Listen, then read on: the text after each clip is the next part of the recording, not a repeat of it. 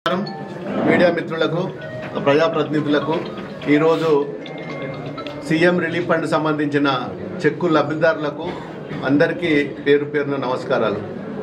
దాదాపు ఒక 400 మందికి 70 లక్షల బడ్జెట్ తోటి ఈరోజు చెక్కులు ఇచ్చే కార్యక్రమాన్ని ఈరోజు నిర్వహించుకుంటున్నాం. ముఖ్యంగా ఈ ప్రభుత్వం వచ్చిన తర్వాత ఏ గ్రామ పంచాయతీ పోయినా ఏ మున్సిపాలిటీ పోయినా అస్తవ్యస్తంగా ఈరోజు గ్రామ పంచాయతీలు కానీ మున్సిపాలిటీలు కానీ అస్తవ్యస్తంగా తయారైనాయి. పారిశుద్ధ్యంలో సంబంధించిన ఎక్కడ కూడా పారిశుద్ధ్యం లేదు. గ్రామాలలో పోతే డెంగ్యూ జ్వరాలు, మలేరియా ఇలాంటి రుగ్మతలతోటి హాస్పిటల్ అన్నీ కూడా కిటకిటలాడుతున్నాయి. ప్రభుత్వం గ్రామ పంచాయతీలో సర్పంచులు దిగిపోయిన తర్వాత ఒక్క నయా పైసా ఈ రోజు వరకు కూడా ఈ ప్రభుత్వంలో ఏ గ్రామ పంచాయతీకి కూడా ఒక్క రూపాయి కూడా రిలీజ్ చేయలేదు. ఇది చాలా దారుణం. దాదాపు 8 మాసాలు అవుతుంది. 8 మాసాల నుంచి అభివృద్ధి కార్యక్రమాలు పక్కన పెట్టినా పర్వాలేదు, కానీ అట్లీస్ట్ గ్రామ పంచాయతీలకు నిధులు ఇచ్చినట్టయితే వాళ్ళు శానిటేషన్ సంబంధించిన ట్రాక్టర్లో డీజిల్ కానీ వాటర్ ట్యాంకులు క్లీనింగ్ చేసుకోవడానికి కానీ ఒక గడ్డి మందు కానీ బ్లీచింగ్ పౌడర్ కానీ కొట్టుకోవడానికి ఎవరి దగ్గర కూడా డబ్బులు లేవు. మొన్న దిగిపోయిన సర్పంచులు వాళ్ళ సొంత డబ్బులతోటి కొన్ని పనులు కూడా చిన్న పనులు కూడా చేసుకున్నారు. గ్రామ కార్యదర్శులు కూడా వాళ్ళ జేబుల నుంచి డబ్బులు ఇచ్చి చిన్న కార్యక్రమాలు కూడా చేసుకున్నారు. ఇక డబ్బులు వస్తాయేమో అని ఆశ కొద్దీ ఇప్పటిదాకా ఎదురు చూసింది. పూర్తిగా నిర్వీర్యం అయిపోయినాయి గ్రామ పంచాయతీలు కానీ మున్సిపాలిటీలు కానీ. ఎక్కడ చెత్త అక్కడ, ఏ గ్రామం పోయినా కుక్కల బెడద, హాస్టల్లోకి పోతేనేమో ఎలకల బెడద. ఎక్కడ పోయినా పారిశుద్ధ్యంతో పాటు హాస్టళ్లలో కూడా ఈ రోజు వరకు కూడా బిల్లులు ఇచ్చిన దాఖలాలు లేరు. సప్లై చేసిన వాళ్ళందరూ కూడా, సార్ మాకు డబ్బులు రాలేదు, మేము ఎక్కడి నుంచి సప్లై చేయాలి, కూరగాయలు సప్లై చేయాలి, వెజిటేబుల్స్ సప్లై చేయాలి, పప్పులు సప్లై చేయాలి, సబ్బులు సప్లై చేయాలి, మాకు ఇప్పటి వరకు ప్రభుత్వం నుంచి నిధులు రిలీజ్ కాలేదు, మేము ఏం చేయాలని చెప్పి వాళ్ళు కూడా చేతులు ఎత్తేసి ఏదో పనికిరాని కూరగాయలు ఇచ్చి వాళ్ళ హాస్టళ్ళల్లో సప్లై చేస్తే రకరకాల రుగ్మతలు రావడం జరుగుతున్నది.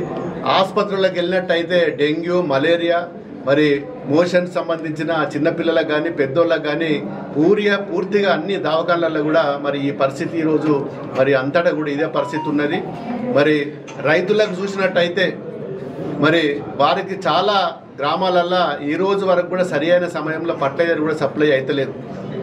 ఏ గ్రామం పోయినా కాలువలలో నీళ్లు రాక పోయిన సంవత్సరం ఆగస్టు 2వ నెలలో దాదాపు 1,70,000 ఎకరాలకు నీరందించి నాట్లు పడితే ఈ సంవత్సరం 25,000 ఎకరాలు కూడా నాటేయలేని పరిస్థితి ఈరోజు రైతుల పరిస్థితి.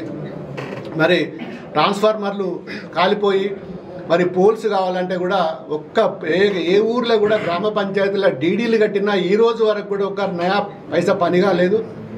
10 పోర్లు కరెంటు పోర్లు కావాలంటే కూడా ఈరోజు ఇచ్చే పరిస్థితిలో గవర్నమెంట్ లేదు.